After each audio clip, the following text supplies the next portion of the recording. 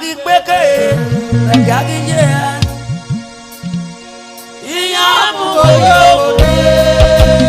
nagi amagito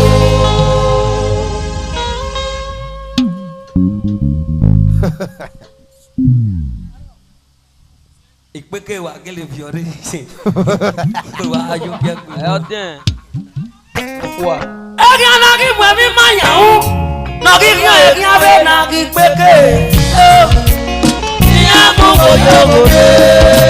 nagi amagito